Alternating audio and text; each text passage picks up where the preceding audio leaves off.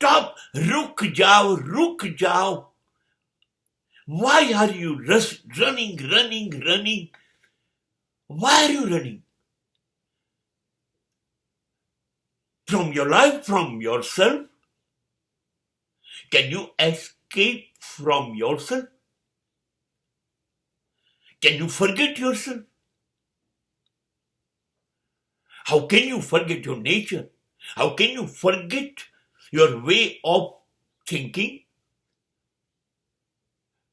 Your way of life? You are absolutely different. ક્યાં ભાગો છો? ક્યાં ભાગો છો? તમારું તમારા સિવાય કોઈ નથી, તમને તમારા સિવાય કોઈ ઓળખી શકે નહીં.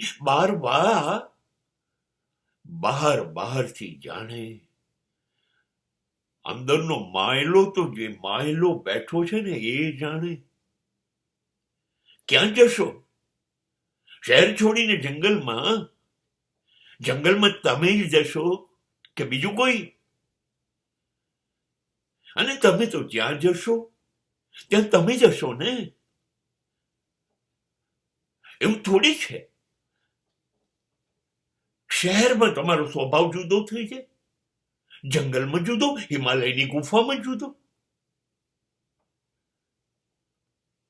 તમે શહેરમાં ગુસ્સો કરો, જુઠ્ઠું બોલો, અનીતિ કરો, અન્યાય કરો, નફરત કરો, અને એ બધું જ તમે હિમાલયની ગુફામાં જાઓ એટલે નહીં કરો એવું તમે માની લીધું. ક્યાં ભાગો છો? નહીં. માણસ પોતાના પડછાયાથી કેવી રીતે ભાગી શકે? એ તો જ્યાં જશો ત્યાં તમે જ જશો.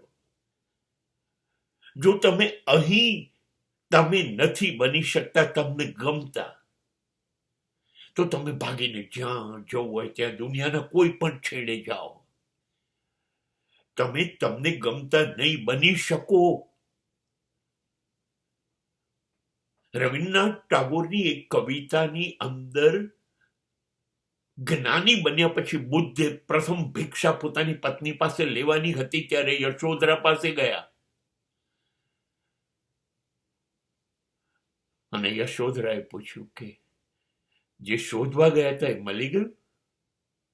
બુદ્ધે કહ્યું હા. એ જંગલમાં જ મળત, મહેલમાં ના મળત. એ મારા વગર મળ્યું, મારી સાથે ના મળત. યસ.